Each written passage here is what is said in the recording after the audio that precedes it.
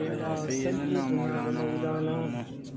محمد وعلى آله وصحبه أجمعين. الحمد لله الذي هدانا حمدا كثيرا، والصلاة والسلام على من أرسله الله شاهدا ومبشرا ونذيرا، وعلى آله وأصحابه وأهل بيته الذين في الدين وزيرا. أما بعد فأعوذ بالله من الشيطان الرجيم. بسم الله الرحمن الرحيم. قل لا أسألكم عليه أجرا إلا المودة في القربى. وقال النبي صلى الله عليه وسلم: من مات على حب آل محمد مات شهيدا. آمنت بالله صدق الله وصدق رسوله النبي الكريم، ونحن على ذلك لمن الشاهدين والشاكرين والذاكرين، والحمد لله رب العالمين. جہاں روشن است از جمال محمد، جہاں روشن است از جمال محمد، دلم تازہ گشت از وصال محمد. ملائک برافلاک تسبیح خوانند، چوبانگے بگوید بلال محمد. خوشا مسجد و منبر و خانقاہ، کہ دروے بود قیل و قال محمد. بصدق و صفا گفت بیچار جامی، غلامان آل محمد، غلامان آل محمد کی. محمد سے وفا تو نے تو ہم تیرے ہیں، یہ جہاں چیز ہے کیا لوح و قلم تیرے ہیں. چھاکے ونی چھو تو تھے بیلی بین جو، وٹھ کنجک کری مجی جگ جو والی جو. سکھیو ہوں دو سو جن جو عشق اللہ سے ہے، سکھیو ہوں دو سو جن جو عشق اللہ سے. ککھ سڑن پن سڑن سڑے سا ہوگا، ہو جنری جایو اللہ تو نہ اچے تن کے. جے ہی جاتے ہی طبیبانی بارو چل جی، حجت ہو تپنو اسیں منہ کمینی کے ہی. ہو جا پائن پیر میں تے جتی نہ جے ہی، اصلوں آری جام جے پلے آیاں پہ ہی. ہانے وسارے ویہی تن سجڑن کھے کیئں رہاں، آؤں کیئں چھڑیاں میاں سو مرا تن پوارن سندی پچار. جڑ جنے جی جان میں ہو لگی دی ہلوہار. میکھوں محبت سنجوں ہیڑے منج ہزار، ہے پکھا ائیں پوار منہ ڈٹھے کے ڈیئں تھیا. شاہ ہست حسین بادشاہ ہست حسین دین ہست حسین دین پناہ ہست حسین سرداد نداد دست در دست یزید حقا کے بنا ہے لا الہ ہست حسین حقا کے بنا ہے لا الہ ہست حسین ان اللہ و ملائکتہ یصلون علی النبی یا ایہا الذین آمنوا صلوا علیہ وسلموا تسلیما درود شریف پڑھا ہے محبت سنگ درود شریف مزے سے محبت سے پڑھائیں گا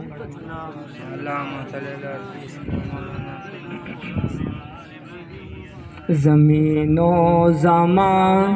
تمہارے لیے مکین و مکان تمہارے لیے چنین و چنا تمہارے لیے بنے دو جہاں تمہارے لیے چنین و چنا تمہارے لیے بنے دو جہاں تمہارے لیے دہن میں زبان تمہارے لیے بدن میں ہے جان تمہارے لیے دہن میں زبان تمہارے لیے بدن میں ہے جان تمہارے لیے ہم آئے یہاں تمہارے لیے اٹھے بھی وہاں تمہارے لیے آقا ہم آئے یہاں تمہارے لیے اٹھے بھی وہاں تمہارے لیے تمہاری چمک تمہاری دمک تمہاری جھلک تمہاری مہک تمہاری چمک تمہاری دمک تمہاری جھلک تمہاری مہک زمین و فلک سما کو سمک میں سکہ نشان تمہارے لیے زمین و فلک سما کو سمک میں سکہ نشان تمہارے لیے زمین و زمان تمہارے لیے مکین و مکان تمہارے لیے چنین و چنا تمہارے لیے بنے دو جہاں تمہارے لیے اللہ جل مجد الکریم رؤوف الرحیم مجید حمد و ثنا اے نبی معظم رسول مکرم نور مجسم صلی اللہ علیہ وسلم جنجی بارگاہ میں ہدیہ درود نعت پیش کرن کھان بعد واجب الاحترام حضرت علامہ قبلہ خلیفہ سائیں محمد موسیٰ مویائی طاہری دامت برکات میں آگیا ذی وقار علماء کرام معزز حاضرین و سامعین و سامعات بندہ حقیر رب کبیر جی کتاب منیر منجھاں چند کلمات تلاوت کیا دعائے رب کائنات اساں سبن کے دین اسلام ऐं قرآن پاک جی صحیح سمجھ بدھی بدھائے کرے ان کے متھاں توفیق عمل عطا فرمائے اساں سبن جو ہن بابرکت محفل میں شامل تھن رب شالا پنجی مقدس بارگاہ قبول فرمائے بروز قیامت ہن محفل کے اساں سبنی جی بخشش ऐं نجات جو ذریعہ بنائے محفل जे عنوان کا سبئی واقف آہن ऐं हे ॾींहं या जेकी मुंद आहे इहा असांखे उन करबला वारे मुजाहिदीन जी यादि ॾियाराईंदा आहिनि जिन दीन इस्लाम जी ख़ातिर पंहिंजी हर शइ पंहिंजे मालिक साईं जे नाले ते फिदाएं क़ुर्बान करे छॾी आहे उन्हनि जे ज़िक्र ख़ैर में ई असांजे क़ल्ब ऐं रूह जी ग़िज़ा आहे, ईमान जी तक़वियत आहे, बल्कि ईमान कामिल बि उन्हनि जी मुहबत सां ई आहे। मुख़्तसर इंशाअल्लाह 2 टे ॻाल्हियूं अर्ज़ु कई वेंदियूं इंशाअल्लाह। ख़ुलफ़ाए किराम बुज़ुर्ग उहे उन्हनि जो कलाम ई असांजे समाअतीन जे लाइ इंशाअल्लाह बाहिस हिदायत हूंदो, असांजे क़ुलूब जे लाइ बाहिस सुकून ऐं राहत हूंदो। जेका आयत करीमा तिलावत कई वई, पाण करीम सल्लल्लाहु अलैहि वसल्लम जन जॾहिं मक्कतुल मुकरमा खां हिजरत करे मदीनतुल मुनव्वरा तशरीफ़ फरमा थिया, यानी 13 साल मक्की ज़िंदगी गुज़ारण खां बाद जॾहिं कुफ़ार ऐं मुशरिकीन मक्का उन्हनि जो ज़ुल्म ऐं सितम, उन्हनि जो तशद्दुद ऐं उन्हनि जो जेको इस्लाम खे मञण वारनि सां बुग़्ज़ हो, इनाद, उहो जॾहिं वधण लॻो त रब काइनात पंहिंजे हबीब खे हुकुम फरमायो त हाणे मक्को छॾे करे मदीने हलिया वञो। पाण करीम सल्लल्लाहु अलैहि वसल्लम जन सहाबा इकराम खे फर्दन गुरो दर गुरो इजाज़त ॾींदा विया ऐं जेके बि दीन इस्लाम जा मञण वारा हुआ उहे मक्को छॾे मदीनतुल मुनव्वरा हिजरत करे उते पहुता। पोइ वरी पाण करीम सल्लल्लाहु अलैहि वसल्लम जन बि उते मदीनतुल मुनव्वरा में आया। पोइ उते अॻे ई इस्लाम जा मञण वारा पहिरियां ई मौजूदु, छो त हज़रत सईद बिन मुसय्यब रज़ियल्लाहु ताला अन्हु उहे पहिरियां ई उते विया हुआ ऐं उन्हनि जी काफ़ी उते तबलीग हुई, जेको सो आका इस्लाम जे मदीने पहुचण में पहिरियां ई। अच्छा, पोइ जॾहिं पाण करीम सल्लल्लाहु अलैहि वसल्लम उते जो पहुता त पोइ कई माण्हू जेको परे परे खां जोक दर जोक इस्लाम में दाख़िल थियणु शुरू थिया ऐं जेके इस्लाम में अची शामिल थियनि था, ईमान आणिनि था, त ज़ाहिर उन्हनि जी ज़िमेदारी पोइ वरी पाण करीम सल्लल्लाहु अलैहि वसल्लम जे मथां आयद थी वई ऐं पोइ आका अलैहि सलाम जेतिरो बि थी सघियो ज़ाहिरी तौर ते उन्हनि जी मतिलबु माली इमदाद कंदा रहिया। जेको बि मालिक साईं उन वक़्तु आका अलैहि सलाम खे अता फरमायो, पाण करीम सल्लल्लाहु अलैहि वसल्लम जेके बि ना माण्हू इस्लाम में दाख़िल थींदा उन्हनि खे उन्हनि सां ताउन कंदड़ उनजो ख़्यालु रखंदा हुआ। पर चूंकि सिलसिलो जॾहिं वधणु लॻो आहे, रश जॾहिं ज़्यादा थियणु लॻी आहे, पोइ मुश्किल मराहिल जी सूरत जॾहिं साम्हूं आई आहे त पोइ उते जा मदीने जा जेके अंसार हुया, जेके साहिब सरवत हुया, मालदार हुया, उन्हनि पाण में सलाह मशवरो कई त हली करे आका अलैहिस्सलाम से मुलाक़ात करियूं ऐं जेको असांखे अल्लाह ताला ॾिनो आहे त उन मां कुझु आका अलैहिस्सलाम ख़िदमत में तोहफ़तन हदियतन पेश करूं, कुझु माल मिल्कियत, कुझु नज़राना, ताकि आका अलैहिस्सलाम जेके ना इस्लाम में माण्हू दाख़िल पिया थियनि उन्हनि जी इमदाद करे सघनि। जेको सो इन इरादे नियत से बारगाह रिसालत में अची पहुता है। सलात शेर पढ़ाए सल्लल्लाहु अलैहि या रसूलल्लाह वसल्लम अलैहि या जॾहिं रसूल मुकर्रम नूर मुजस्सम सल्लल्लाहु अलैहि वसल्लम जन जी ख़िदमत में आया आहिनि, अची करे अर्ज़ु कयो त या रसूल अल्लाह सल्लल्लाहु अलैहि वसल्लम,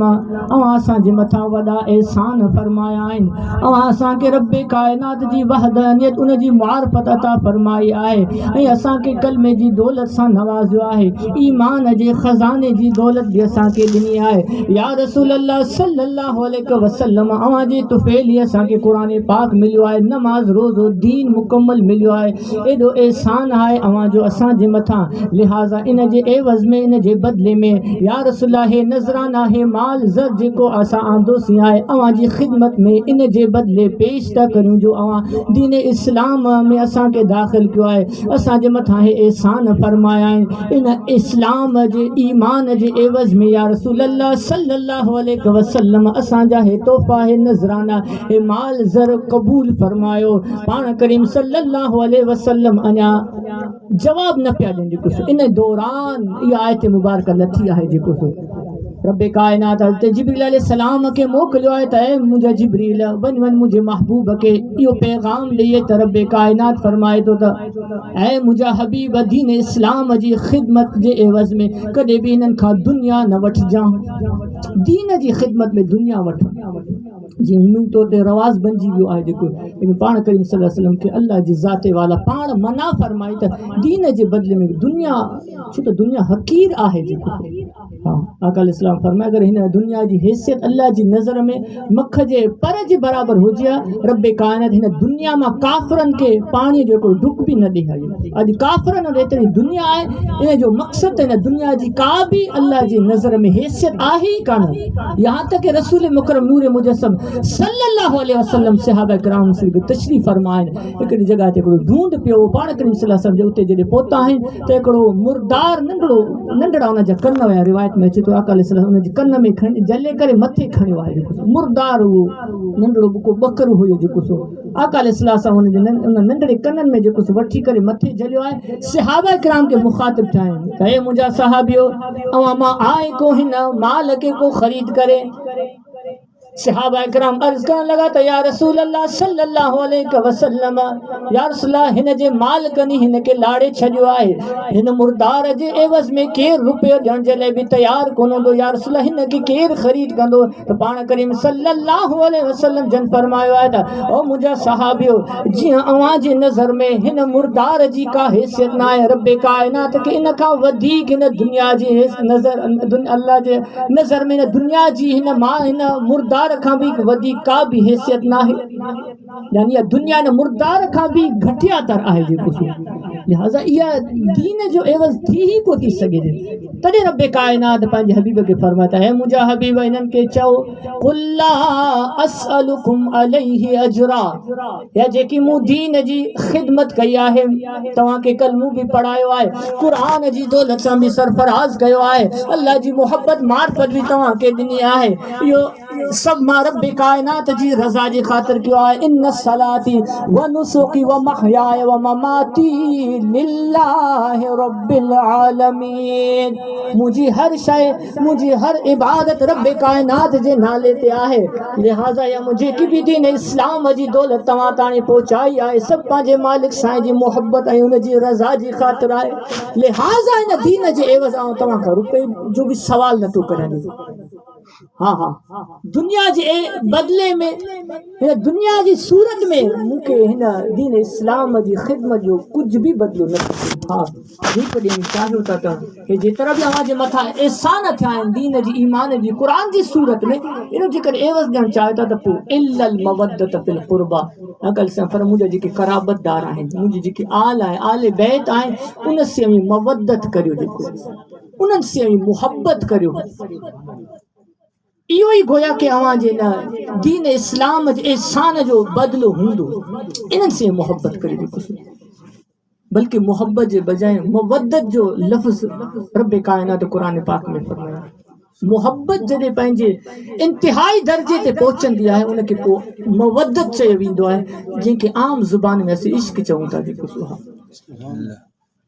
मच्छीअ जी पाणीअ सां मवद्दत हूंदी आहे जेको हाँ इन पाणीअ खां सवाइ मच्छी रही न आहे सघंदी। जेको जेकॾहिं हिनखे पाणीअ मां कढियो वेंदो शिकार थी वई उन खां बाद गरम आणे करे उनखे तयारु कयो वियो, पोइ जेको शख़्स उन मच्छीअ खे खाईंदो फौरन उनखे उञ लॻंदी, वरी उहा मच्छी यानी फना थी वेंदी आहे। उन खां बाद बि उन पाणीअ जी तलब कंदी आहे, उनखे पोइ बि पाणीअ जी चाहत हूंदी आहे, तलब हूंदी आहे, छो त उन मच्छीअ खे पाणीअ जी मवद्दत आहे जेको। लिहाज़ा अहिड़े नमूने से अल्लाह ताला फरमाए था ए मुंहिंजा हबीब इन्हनि खे चओ जेकर दीन इस्लाम जे एवज़ में कुझु ॾियण था चाहे त पोइ मुंहिंजे आले बैत सां मुंहिंजे क़राबतदारनि सां मवद्दत करियो। जेको मुहबत खां वधीक जेको शुरूआत त ज़ाहिर मुहबत सां ई थींदी, पोइ इहो सिलसिलो या सीढ़ी पोइ वधंदी वेंदी, मथे माण्हू चढ़ंदो वेंदो, पोइ तव्हांजो हुन इश्क वारी मंज़िल ते पहुचंदी। त इहो इश्क आले नबी इहो ई त ईमान कामिल आहे। जेको पंज तने सां प्यार जे नाहे मिठा गुण जन्नत जा न को गाहे मिठा, तस्दीक त इश्क आल नबी कलमू त रुगो इकरार आहे, ॾिस पाणीअ खे अॼु बि मिठड़ा हिन नाले सां केॾो प्यार आहे। तो तस्दीक इश्क आले नबी से है। तॾहिं त पाण करीम सल्लल्लाहु अलैहि वसल्लम जन इरशाद फरमायो आहे मवद्दत वॾी शइ आहे, लेकिन जेको हुब्बे आले मुहम्मद में जंहिंजी वफ़ात थी वञे थी मोहब्बत आले बैत کو شخص پانجے سینے میں کھڑی دے دنیا کا ونے تو جکو ممات علی حب آل محمد مات شہیدا آقا علیہ السلام فرمائے جیکو مجھے آل جی محبت میں جڑے دنیا چھڑے ویندو ہے وفات کرے ویندو ہے ان حال میں جو ان جے قلب میں مجھے اولاد جی مجھے آل جی محبت ہے ان جی وفات کا عام وفات نہ ہے بلکہ ان جی موت کے بھی شہادت جو درجو ملندو ہے ان جی موت بھی شہادت جی درجے تے پہنچندی طالب تطہار جی محبت یہ ایمان کامل ہے ان کا سوا تو کو چارو آہی کو نہیں صلاة شریف پڑھا تھا آخری بٹی گالی عرض کریں صلی اللہ علیہ یا رسول اللہ وسلم علیہ حبیب اللہ صحابہ کرام بھی آل بیت سے محبت کئی انہاں محبت جو باقاعدہ ثبوت بھی دناؤں انہیں محبت میں انہیں زندگی گزارے لکھو تو پانا کریم صلی اللہ علیہ وسلم ظاہری حیات میں کئی دفعہ کئی روایتیں ہیں جی فرمائے آقا علیہ السلام کہ انا تارکن فیکم الثقلین کہ اوان جے وچ میں آؤں با گراں قدر شیوں چھڑیو تو ونا جے کسو آقا علیہ السلام فرمائے اوان جے وچ میں آؤں با گراں قدر شیوں چھڑیو پیو ونا صحابہ کرام عرض کیو یا رسول اللہ صلی اللہ علیہ وسلم اوے کیڑیوں وزنی شیوں آئین عقل سے پر ثقلین ثقیل شیوں وزن دار آئین کو ظاہری انہوں جو کو وزن ویٹ نہ ہے ہاں بلکہ انہوں جی عظمت ودی آئے جو کچھ انہوں جو مقام وڈو آئے انہی ذکر آقا علیہ السلام فرمائے ثقلین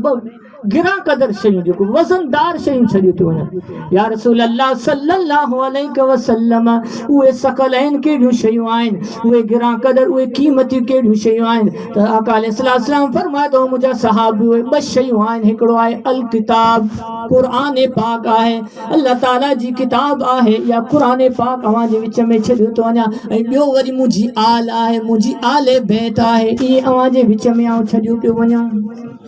پانا کریم صلی اللہ علیہ وسلم فرمائے تو جے کو انن کے مضبوطی سا جلین دو جے کو انن سا لو لگائیں دو جے کو انن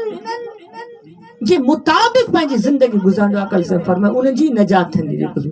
چھوٹا آقا علیہ السلام فرمائے تو مجھے آل جی مثال یہ آئے جی حضرت نوح علیہ السلام جی بیڑی حضرت نوح علیہ السلام جنہیں بیڑی تیار کئی آئے جے کے بھی حضرت نوح علیہ السلام جا منجھن وارا ہویا جے کے انہیں بیڑی میں سوار تھیا ہویا پو 40 دیں جو وہ عظیم طوفان تاریخی طوفان آئے ہو 40 دیں کا بعد جنہیں وہ طوفان تھمجی بھی آئے گھٹ تھی بھی آئے وہ جنہیں وہ بیڑی لئی ہیٹ آئی آئے تو اوہی مانو بچی ہے جے کہ انہیں بیڑی میں سوار ہویا اللہ ماشاءاللہ کوئی مانو بچی ہے تدھے عقل سے فرمائے تو جے کہ مانو مجھے آلسی نہ گنڈیا ہوں تھا جے کو سو وہی مانو جے کو سو انہیں جی نجات ہے یہ نجات صرف دنیاوی نہ اخروی نجات دی طرف حقیقی اشارو آئے جے کو سو تو آخرت جی نجات آل بیت اطہار سے وابستگی نسبت محبت مودت آئے جے کو سبحان اللہ حضرت سینا عمر فاروق رضی اللہ تعالیٰ عنہ جب فرزن امام علی مقام امام حسین انہیں ننڈڑا آہیں جے کو سو انہن سا پان میں تقرار تھیو آہے امام حسین رضی اللہ تعالیٰ عنہ حضرت عمر فاروق جے فرزند کے چیاؤں تا تو چھو تو جو پے بھی اسان جو خادم آئے جے کچھ عموم طور چیو ویندو اسان جے پان میں کدے مانو تقرار کندو آئے تو پو متھے بھی ہلیا ویندا دیر نہ کندا سیں تو امام حسین بھی گال کی امام حسین حقیقی گال کی واقعی حضرت عمر فاروق رضی اللہ تعالیٰ عنہ آقا علیہ السلام جو خادم غلام ہویا تو عمر فاروق رضی اللہ تعالیٰ جو پٹ آئے اچھی کرے پنجے والد محترم عمر فاروق رضی اللہ تعالیٰ کے اچھی کرے دان دینا ہے تو بابا امام حسین یا گال کئی آئے انہوں چاہیے تو غلام جو پٹ آئیں گے تو اساں جو خادم آئیں غلام نوکر آئیں تو اساں جو کو عمر فاروق کو پوچھا کہ ہاؤ پٹ انہیں چاہیے کہ ہاؤ بابا سے کہ ہلو عمر فاروق رضی اللہ تعالیٰ عنہ پنجے پٹ کے وٹھی آیا ہیں امام علی مقام امام حسین رضی اللہ تعالیٰ عنہ ننڈڑا ہیں اتے جو پوتا ہیں امام حسین رضی اللہ تعالیٰ عنہ کے گھرائے ہوئے آئے امام حسین ننڈڑا ہیں عمر فاروق رضی اللہ تعالیٰ عنہ کے ساموں ڈسی کرے تھوڑو ڈگی پیا ہیں عمر فاروق رضی اللہ تعالیٰ عنہ امام علی مقام امام حسین کا پوچھا کرن لگا تا اے امام حسین تو ایا گال کئی آئے چھا تو اساں کے انہیں چیو آئے تو مجھے پٹ کے انہیں چیو آئے تو ہم اساں جا غلام آئے خادم آئے بانا آئے تو ننڈوڑے امام حسین گھبرائے جیویو آئے ڈگی پیو آئے چون لگو تا اے عمر فاروق ماں انہی مذاق میں یا گال کئی وی تکڑ میں زبان میں نکری ہوئی آہے مجھے ارادو کون مجھے غلطی میں نکری ہوئی کچھ عمر فاروق فرمائے امام حسین تو انہیں مذاقم چاہیو تو جے بات میں غلطی میں نکری ہو تو لیکن اسان جی تا گاڑی تھینجی اسان جو تا کم تھینجی ہو تو آنے یہ اسان گال لکھی دیتا اسی تو جا غلام آئے تو جا خادم آئے امان جے درجہ نوکر آئے یا گال اسان کے لکھی دیتی کچھ عقیدت ہوئی محبت ہوئی عمر فاروق کے زمانے مال غنیمت جو کافی مال آئیو جکی بھی انہا جنگ جا مجاہد ہویا اوے عمر فاروق رضی اللہ عنہ گھرایا انہن کے آئے انہن کے جکی بھی انہیں جنگ میں جہاد میں شامل تھا وہ انہوں مال غنیمت میں انہن کے دیندا ونین پیا جکو سبنی کے 500 درہم پیا دیندا ونین جکو سبحان اللہ حضرت امام علی مقام امام حسین رضی اللہ تعالیٰ عنہ بھی ونی ہوتے پوتا ہیں عمر فاروق رضی اللہ تعالیٰ عنہ جو فرزند بھی ہوتے پوتو آئے عمر فاروق پنجے فرزند کے ساگے آئیں 500 درہم دینا ہے لیکن جب امام علی مقام امام حسین جیواری آئے تو ان کے 1000 درہم دینا آئے سبنی کے لائن تے 500 درہم دیندا پیا ون لیکن جب امام علی مقام جیواری آئے تو ان کے 1000 درہم دینا حالانکہ امام حسین انہیں جنگ میں جہاد میں شامل بھی کون ہویا دیکھو عمر فاروق رضی اللہ تعالیٰ عنہ جا فرزند اچھی کرے چڑھنے کا بابا سائیں یہ کھڑی گالا ہے امام حسین تے جنگ میں جہاد میں شامل بھی کون تھا بین سبن کے 500 درہم امام حسین کے وری 1000 درہم بابا سائیں یہ کھڑی گالا ہے عمر فاروق رضی اللہ عنہ فرمائے تے پوٹ خاموش تھی وئی تو جو کم نہ ہے تو انہن سے مقابلہ کرن والی نہیں آئے تو جی ماں آئے فاطمہ زہرا جیڑی آئے تو جی ماں آئے تو جو پہ حضرت علی شیر خدا جڑو آئے تو جو پہ جکر آئین ایڑا تا پو تو بھی 1000 دیاں جو کسو ورنہ تو انہن سا سندھی میں تو نا بھیٹ نہ کر جو کسو تو انہن سے مقابلہ کون کر سکن لی یہ جو یہ عقیدت یا محبت ہوں دی انہن جو نا نازم امام علی مقام جو کسو پہلے آقا علیہ السلام جے ہنج میں ننڈوڑے ابراہیم آئے پانچو فرزند آقا علیہ السلام جو امام علی مقام امام حسین بے پاستا بیٹھا ہیں ہنج میں جو کچھ جبریل علیہ السلام آئے اچھی کرے عرض کر لگا یا رسول اللہ صلی اللہ علیہ وسلم رب کائنات جو امر آئے حکم آئے تہے جی کے بس شہزادہ اوان جے ہنج میں آئے ایکڑو حضرت فاطمہ تو زہرا اوان جی نیاڑی خاتون جنت رضی اللہ تعالیٰ عنہ جو لختے جگہ امام حسین اوان جے ہنج میں آئے جو وری اوان جو پائیں جو نور نظر حضرت ابراہیم اوان جے ہنج میں آئے اللہ تعالیٰ جو ہانے یہ فیصلو آئے تا ان بنی ماں ہکڑے کے پائیں جے طرف گرائن وارو آئے ان بنی ماں ہکڑو اللہ تعالیٰ پائیں جے طرف گرائن وارو ہے پر یا رسول اللہ اللہ تعالیٰ اوان جے متھا چھجو آئے جن کے اوی پسند کریو ایو کو اللہ تعالیٰ پائیں جے طرف ہونے کی گرائے آقا صاحب فرمائے جے کرے امام حسین نالو کھڑا تو تپو ان جو مکھے بھی ہو دکھ تھندو لیکن مکھا ودیک مجھے شہزادی گھنو دکھ تھندو فاطمہ تو زہرا جی کو وہ بھی گھنو روندی جے کو لہذا جے کرے ابراہیم کا اللہ جے سپرد کرے تو حوالے کرے تو اس فقط مکھی دکھ تھندو لہذا امام حسین ہم کو تو جے مجھے ابراہیم بلے پو اللہ پانچی طرف گرائے جو امام حسین جی خاطر آقا علیہ السلام پنجے فرزند کے بھی قربان فرمائے چھے جو جے کو ان نازم امام علی مقام دے ودیا پلیا تو وہ وقت آئے 60 جی جو واقعہ کربلا انشاءاللہ تائیں وارا بیان کرنا ہوں بس آخری گل کربلا جی واقعہ عرض کرے بس پانچی جگہ وٹو جنہی کربلا وارو ناقابل فراموش واقعہ تھو جن اج تانی مانو یاد کرے تو اج بھی بس انہوں جو ذکر تھے تو بس انجو بیانی کو تو ایڑو امام علی مقام جو کربلا میں انہوں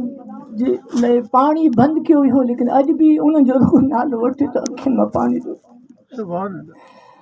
انجو آیوں حسین جو نالو بدھی ही राज अजब दिलदार आहे ॾिस पाणीअ खे अॼु बि मिठड़ा तुंहिंजे नाले सां केॾो प्यार आहे ॾिस पाणीअ खे अॼु बि मिठड़ा तुंहिंजे नाले सां केॾो प्यार आहे गुल बहादुर बागे अहमद जा खणी खुशबू वफ़ा जी वाट हलिया रंगियो रत सां करे बल सारो उन्हनि जेको जन्नत जो सिंगार आहे रंगियो रत सां करे बल सारो उन्हनि जेको जन्नत जो सिंगार आहे आराम अचे थो न हूरनि खे रोही मलक चवनि पिया यज़ीदनि खे हिन गुलशन मां मत गुलड़ा छिनो ही मुरसल जो गुलज़ार आहे हिन गुलशन मां मत गुलड़ा छिनो ही मुरसल जो गुलज़ार आहे कुर्बानी जेका ख़लीलनि कई उहा रसम हले थी हलंदी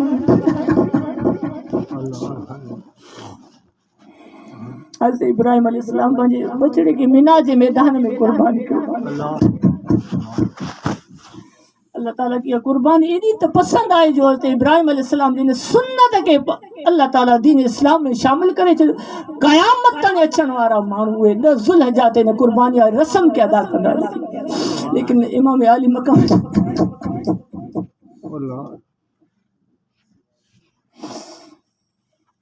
हा हा इस्माइल अलैहिस्सलाम जे लाइ वरी जन्नत मां उहो घटो बि आयो हुजे लेकिन इमाम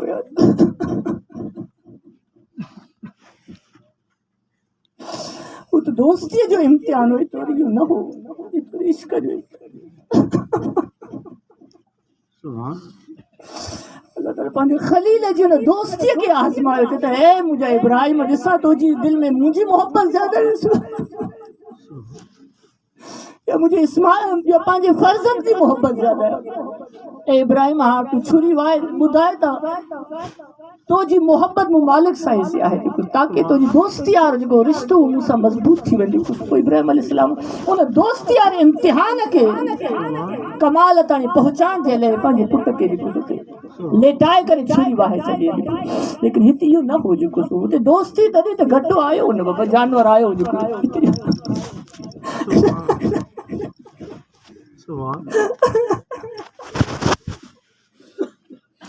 कुछ भी कोन आयो केर भी कोन आयो अकेला तन्हे कुर्बानी जेका खलीलनि कई उहा रस्म हले थी हलंदी पई पर करबल वारी सुन्नत लाइ दुनिया में अदा को तयार आहे पर करबल वारी सुन्नत लाइ दुनिया में अदा को तयार आहे इस पाणीअ खे अॼु बि मिठड़ा तुंहिंजे नाले सां केॾो प्यार आहे आख़िरी ॻाल्हि जॾहिं इमाम आली मक़ाम उन्हनि खे शहीद कयो वियो आहे उन खां बाद जॾहिं इमाम आली मक़ाम ऐं उनजा जेके रुफ़क़ा हुया उन्हनि जा सिर उहे नेज़े ते चाढ़े करे पाक बीबियुनि खे कैदी बनाए करे जॾहिं हितां खां निकितो आहे यज़ीदी काफ़िलो वञे पियो दमिश्क जे तरफ़ यज़ीद जे दरबार में इन कैदियुनि खे ऐं जेके इमामनि जा जेके उहे सिर मुबारक आहे उन्हनि खे यज़ीद जी दरबार में पहुचाइण जे लाइ काफ़िलो पियो वञे हलंदे हलंदे सूके हमीदिया हिकिड़ो बाज़ार आहे दमिश्क जे उन बाज़ार में जॾहिं हीउ काफ़िलो पहुतो आहे त उते जा माण्हू सभु पंहिंजे घर मां निकिरी करे छितनि ते को भितनि ते इन वाट में गली जे किनारे ते रश लॻाए छॾियो काफ़ी देर उते रश लॻी आहे माण्हू हैरान ॾिसनि पिया अजीब दर्दनाक नज़ारो परेशान आहिनि इन ताजुब में आहे त केरु आहिनि जेको पोइ माण्हुनि खे ॿुधाए